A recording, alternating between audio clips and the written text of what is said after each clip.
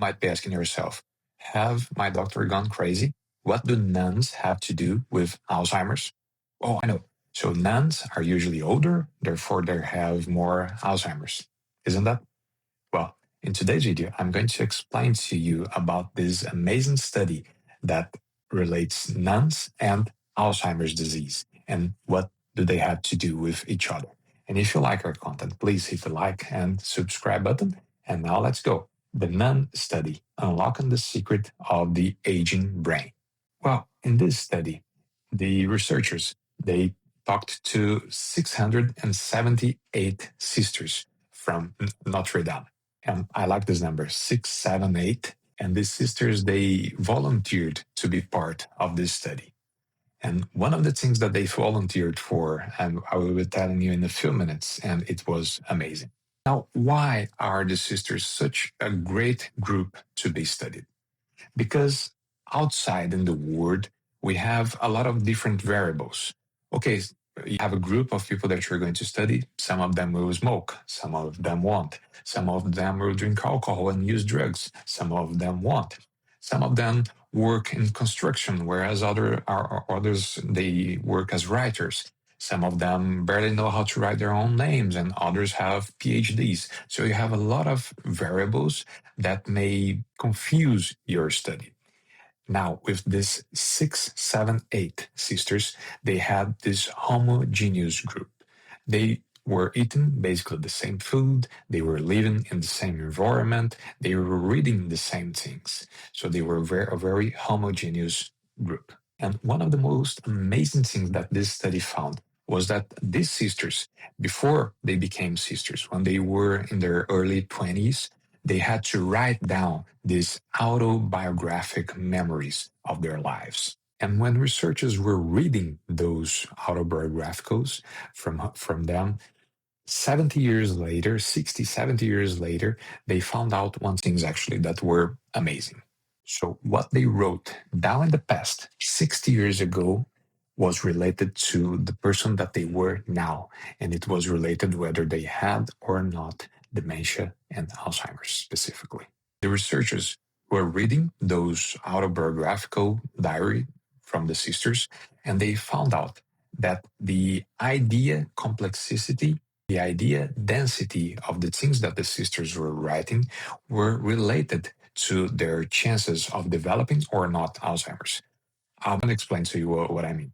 If she wrote, okay, piece of paper is white, that's one thing. But it wrote something like, this amazing, soft piece of white paper in which I will be able to write my memoirs. So that's more complex. And the more complex the ideas were, the more likely that they would have a healthier brain when they were aging.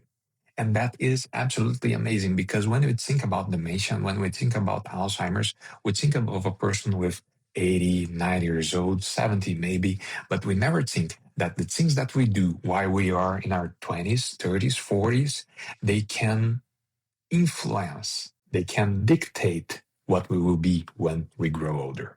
Another thing that the researchers found by reading those diaries from the sisters was that positive emotions were directly related to living longer and living healthier. So if they had mostly positive emotions down in those writings of hers, it was more likely that they would live longer and healthier. So these sisters from the 1990s, when they were around 75 to over 90, they were followed by the researchers every year. The researchers would ask them questions regarding their memory and regarding their general health. And they were tracking how their health and how her memories were year by year. But the most amazing thing that the sisters did was when they were deceased. They volunteered during their lives. They volunteered to donate their brains so that researchers could look into them, could put it under a microscope and study their brains. And one thing that baffled these researchers was that many of those women, many of those sisters who were perfectly healthy, they actually had an Alzheimer's brain. When you looked at her brains under the microscope, you would see plaques and tangles, which are characteristics of Alzheimer's. However, they had it there. They had it under the microscope. You would look at her brains and it was shrink. But while they were alive, they were just perfectly healthy. They showed no signs of dementia. So their brains were full of Alzheimer's plaques, but their minds remained sharp, and that was just amazing. Now, what happened to her brains? Why were they so healthy, had such a sharp mind, if her brains were shrinking and they had all the features of Alzheimer's? The answer is two words: cognitive reserve. Now, cognitive reserve, I like to think of it kind of like that story about the ant and the grasshopper. So you probably know that story. Winter was coming, but it was still months ahead, and the ant was saving food. She was always saving food. Whereas the grasshopper, it was just having fun, doing whatever he wanted, drinking a lot, smoking, eating a lot of fast food. Oh, the story might be not exactly that, or maybe I heard a different story, but you know where I'm going. When winter came, the ant had a lot of reserve. And even if it lost part of that reserve, she would still have enough food to go through the winter. Whereas the grasshopper, because he had absolutely nothing, whatever he had, if he lost that, he would be doomed. So that's basically what we should be doing. We should be building this fortress. We should be building this reserve so that when winter comes, our brains will have plenty of food to be feeding from. And how do we build that reserve?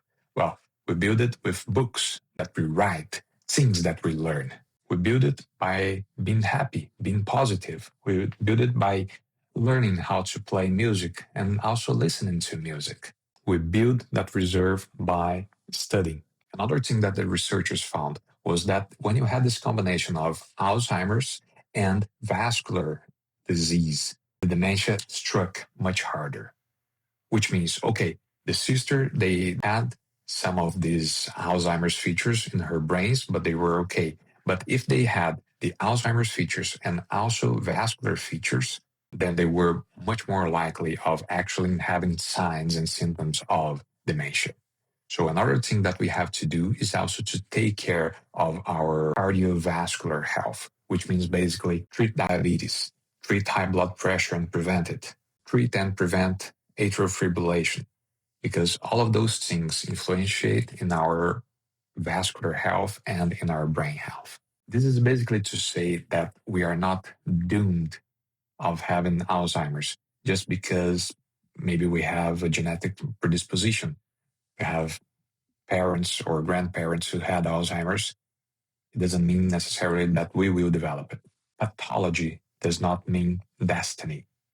And there are things that we can do throughout our lives to build that reserve so that when winter comes, when old age comes, our brains will have a lot to feed from. So we must always think of those sisters and appreciate what they did.